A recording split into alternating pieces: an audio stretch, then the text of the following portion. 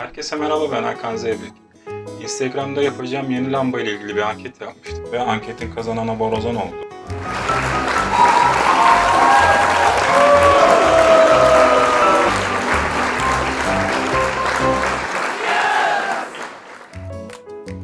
Şimdi sizlere Borazan'ın ilk halinden son haline nasıl geldiğini göstereceğim. İyi seyirler.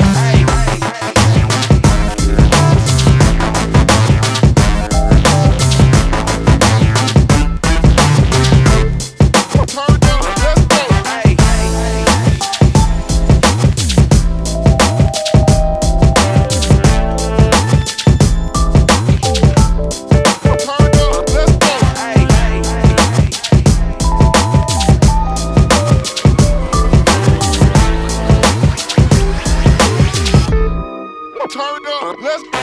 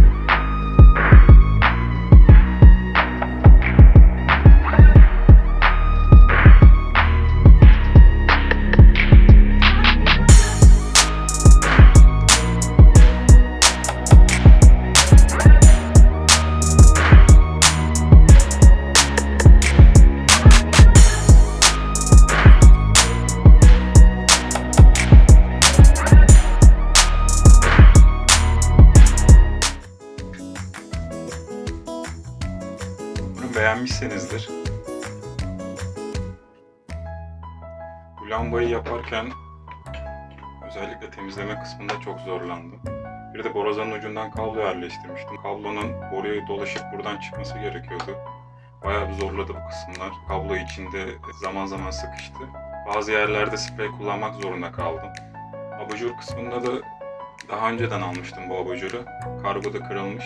Onu kullanmak istedim. Uyumlu olacağını düşündüm. Görüş ve önerilerinizi yorumlarda belirtirseniz sevinirim. Ayrıca Instagram'dan Hakan Zeybek Design adresinden takip ederseniz yaptığım diğer ürünleri de görebilirsiniz. İstediğiniz tasarım olursa sipariş verebilirsiniz. İzlediğiniz için teşekkür ederim. Hoşça kalın.